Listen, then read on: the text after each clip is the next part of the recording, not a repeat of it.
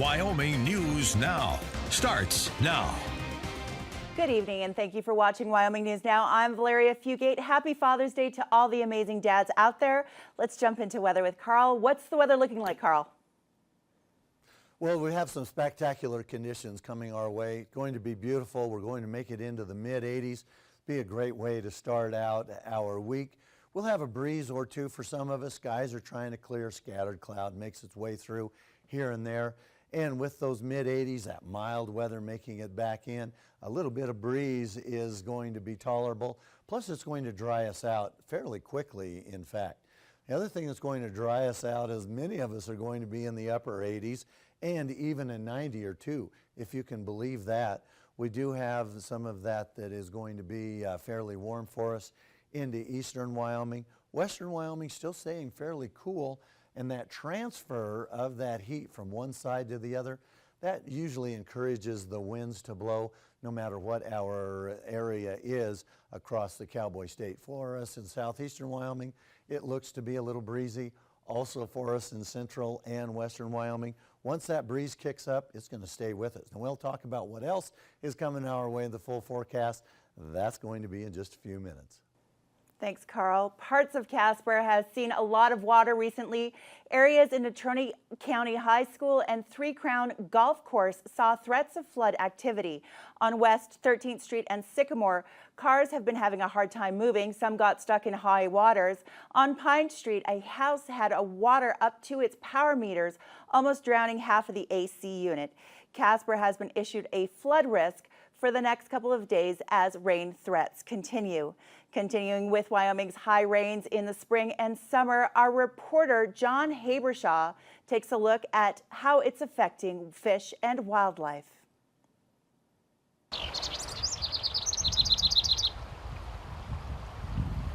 This time last year, Wyoming experienced 35 centimeters in total rain in the month of June.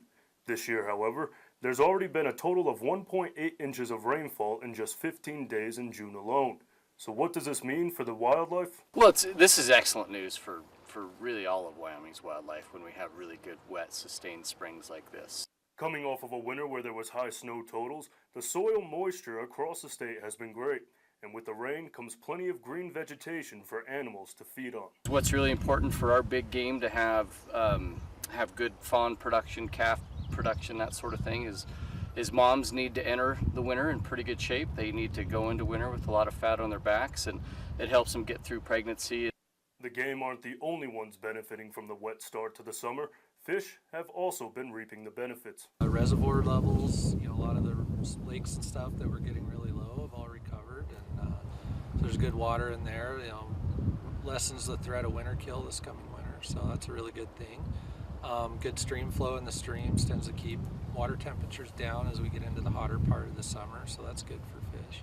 And it's not just the fish and wildlife who enjoy the weather we've been having recently. This also gives the perfect opportunity for anyone to grab their fishing rod and hopefully catch a fish.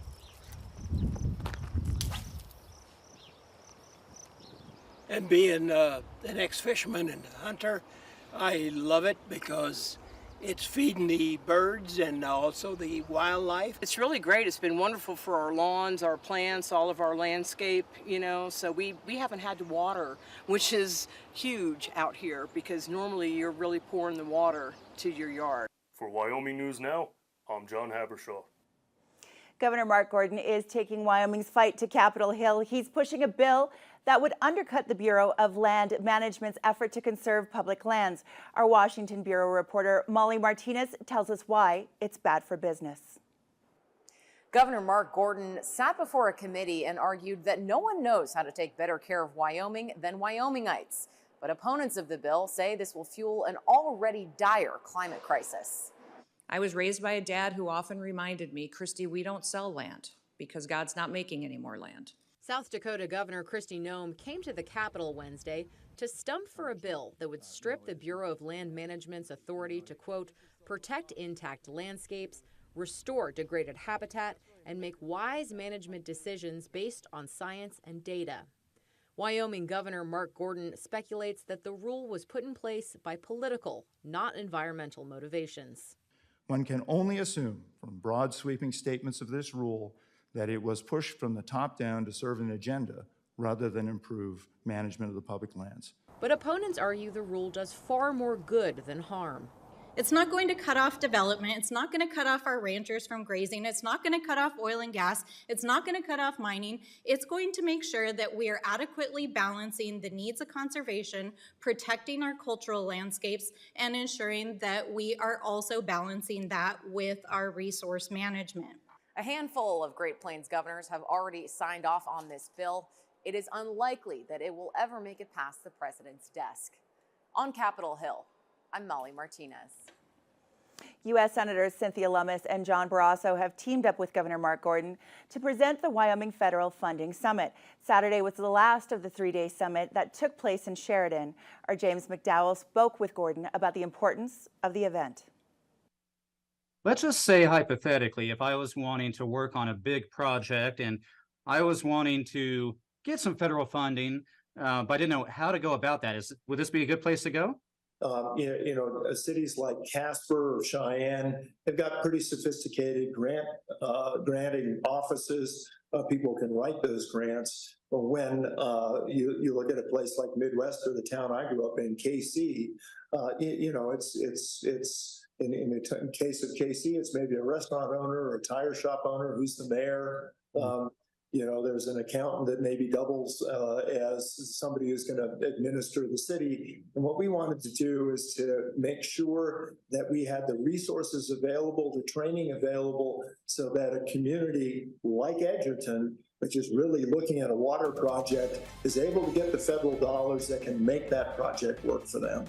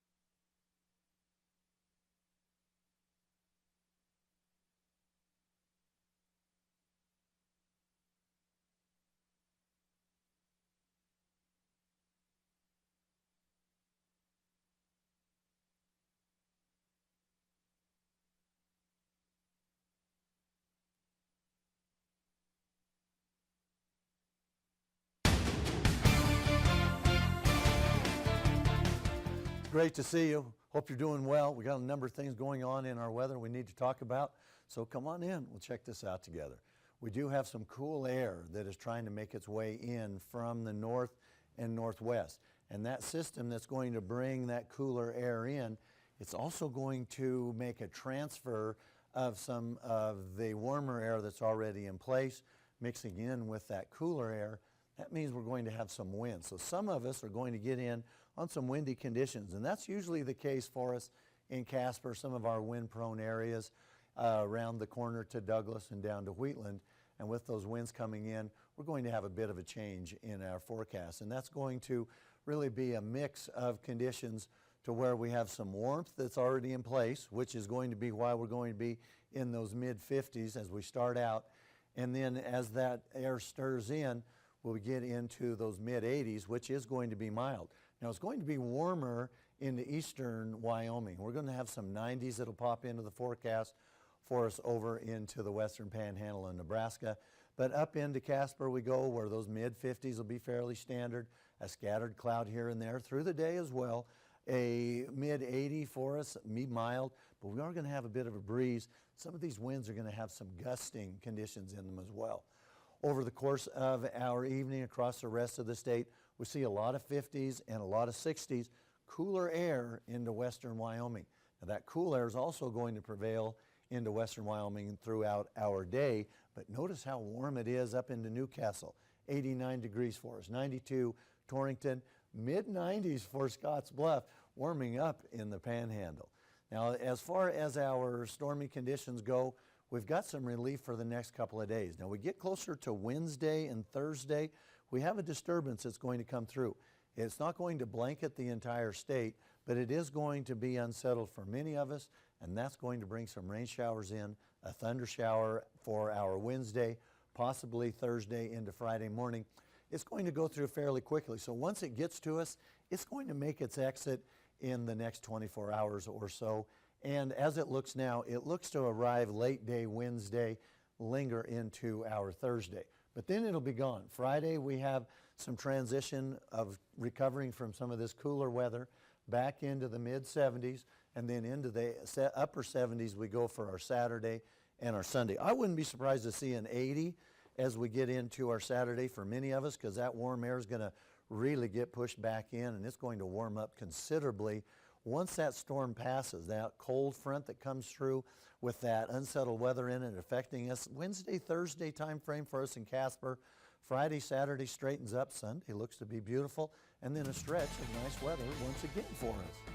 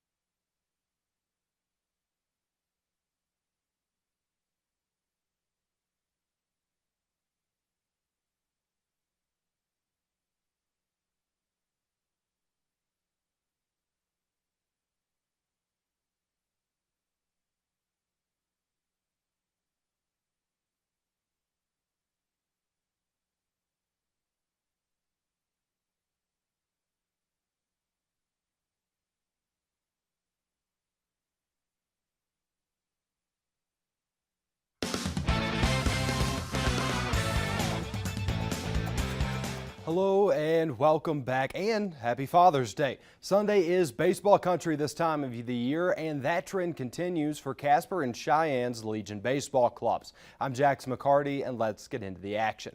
3 games fill out the Father's Day slate, and we start with a pair of Oil City versus Capital City games. The Hawks took on the Oilers, and Casper's Legion Ball Club had quite the end to the weekend. 11 runs in the first game, another 12 in the second, and 2 wins to bring the record to 14-9.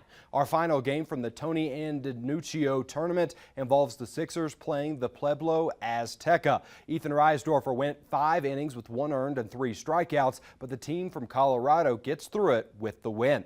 We've got more games from the Diamond involving Cheyenne-based squads as Waco Post 6 held a pair of games on their Sunday slate. The opener came against TC Colorado, who found the runs to hold off Waco for an 8-1 finish. Game 2 went more in the direction of the capital city as a 12-run game gives them more than enough output against the Laramie Lightning. To the pros we go. Colorado fights a sweep against the Atlanta Braves. If there's one way to show you really want to win this game, it's by starting like the Rockies did here. Ezequiel Tovar hits into the double play but drives in Colorado's 5th run across the first 2 innings. Tread lightly, though, because those Atlanta bats have been as hot as Georgia in July. Eddie Rosario proves my point with a 3-run jack to cut the lead back down in the bottom of the 2nd.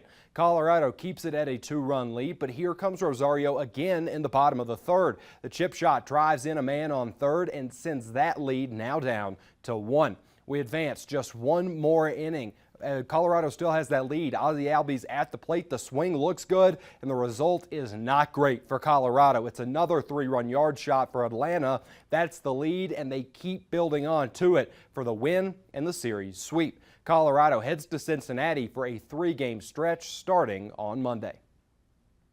The College National Finals Rodeo just came to an end in Casper this weekend with a handful of college athletes achieving big things on their biggest stage. Let's take some time to talk about the winners from each event. Here is the full list now of those champions. Clarendon College's Weston Timberman gets it done in bareback riding. He finishes over 100 points above 2nd place. Texas A&M Commerce's Kincaid Henry wins tie-down roping. 2nd place also came from Commerce, that being Cutter Carpenter. Michaela Farkas wins the championship in breakaway roping. The Western Hills Cowgirl came into championship Saturday 3rd in her event. Damian Brennan from Western Texas College wins saddle bronc for 2023. JT Ellison proves to be too much in the steer wrestling event. That's a 1st place finish for him. Montana State gets a winner with Paige Rasmussen's performance in goat tying. Slade Wood and Logan Wood come from different universities but join forces for the team roping title. Tacey Matthews from Western Alabama set the tone for barrel racers at CNFR, while Tristan Hutchings makes our final winner in bull riding. We finish with some sad news as former Wyoming men's basketball coach Jim Brandenburg died at age 27. His tenure in Laramie stretched from 1978 to 1987, where he won over 64% of his games. He brought 3 regular season championships to the university, as well as 1 conference tournament championship and 3 trips to the NCAA tournament. That's all I've got for now. Thank you for watching, and as always, you're welcome back anytime. Don't go anywhere. We'll be right back after this.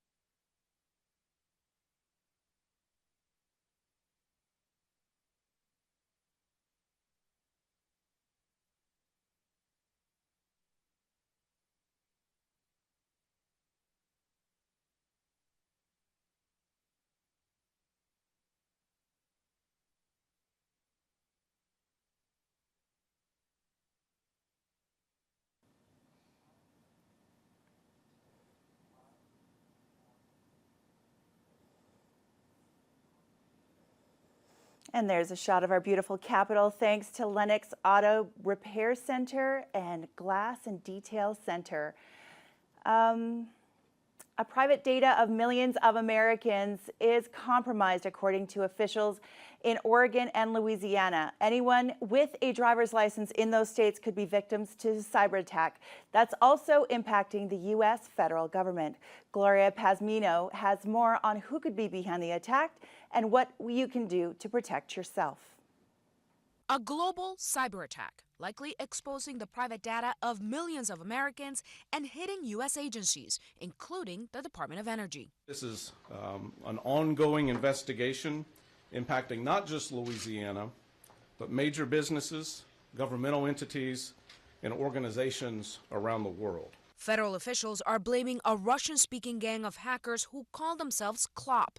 They are known to demand multi-million-dollar ransoms to delete the data. We don't have a full understanding of what the impacts are or whether there are impacts, but we're working through it very aggressively. The attack is part of a broader and ongoing hacking campaign exploiting a vulnerability in a program called MoveIt, a popular tool for transferring data.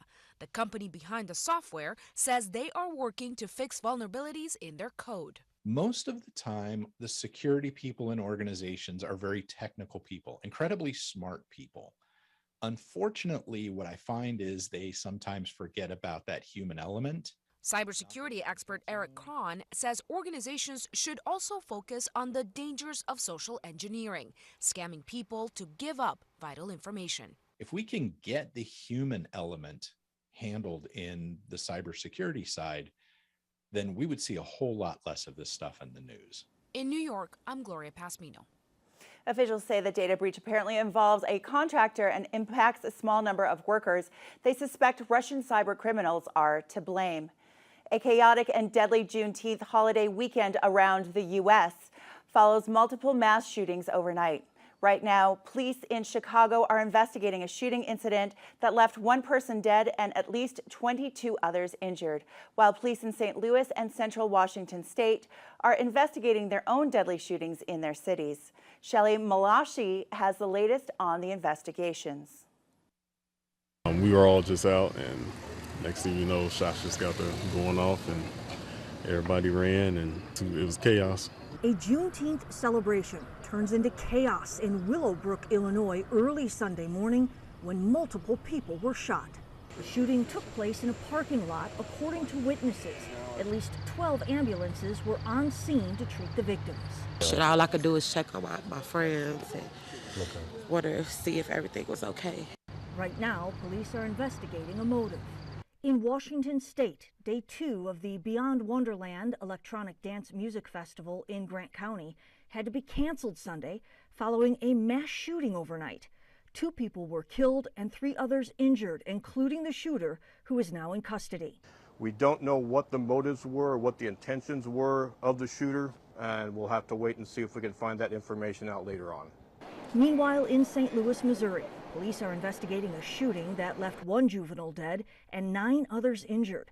It happened around 1 a.m. Sunday morning at a large gathering inside this building on the 5th floor. A 17-year-old female was possibly trampled coming down the stairs, running from the scene, and has serious injuries to her spine. The victim's age ranged from 15 to 19 years old, and police are investigating who was responsible for the gathering. I'm Shelly Malashi reporting. According to the Gun Violence Archives, including these recent incidences, there have been 310 mass shootings in the U.S. this year. Secretary of State Anthony Blinken kicked off 2 days of high-stakes talks in Beijing today. Secretary Blinken met with China's Foreign Minister Qin Gang and other senior officials in an effort to ease tensions between the 2 countries. While neither side is expecting any major breakthroughs, the Secretary of State's visit is seen as a step in the right direction, and one that has been holding on for months. A previously scheduled trip to China was canceled in February after the United States shot down a suspected Chinese spy balloon over U.S. airspace. Discussions are expected to include that suspected spy balloon, as well as tariffs, export bans, Taiwan, and military close calls which are likely to remain a work in progress. Talks will continue on Monday, but it's still unclear whether Secretary Blinken will meet with Chinese President Xi Jinping. A man who risked his life to leak the Pentagon Papers in 1971 has died. Daniel Ellsberg gained notoriety when he shared a classified document with the New York Times that indicated the U.S. knew the Vietnam War was unwinnable. He was a military analyst who worked for the Rand Corporation and advised Defense Secretary Robert McNamara in 1964. The family of Ellsberg says he died of pancreatic cancer on Friday morning. Ellsberg announced his diagnosis earlier this year and said he was not seeking intensive treatment. He told CNN's Christiane Amanpour in March he was looking forward to spending his final days with his family and eating whatever he wanted. I'm not in a rush to leave, but it's been a wonderful party, and it's time to go home and go to bed. Wow. Many people consider Ellsberg the patron saint of whistleblowers. He was 92 years old.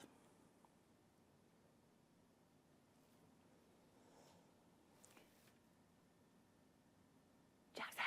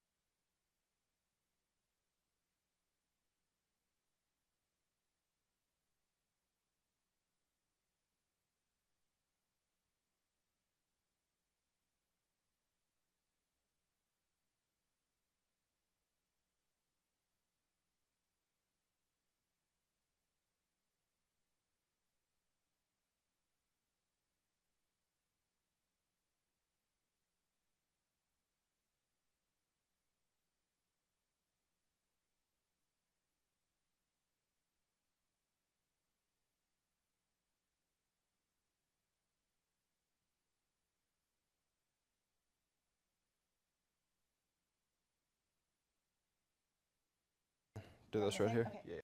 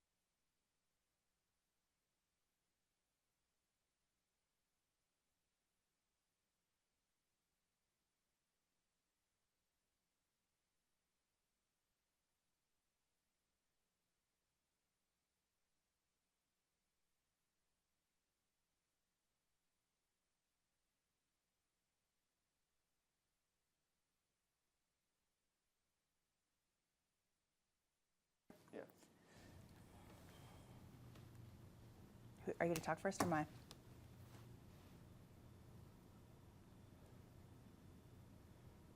So it doesn't appear we had enough time for one last look at our final weather, but we did want to make sure to send a special shout out to all the fathers out there. Happy Father's Day to all the dads that do their best to show up for their families and their kids. That's the end of our show, so thanks so much for joining us. Go ahead and give your dad a hug, and we'll see you next time. Have a good night. Thanks for joining us.